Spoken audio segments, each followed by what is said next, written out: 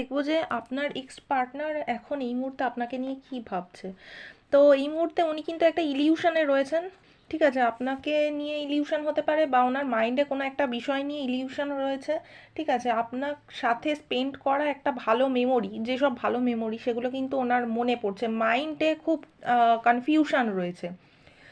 হয়তো mind fluctuate করছে।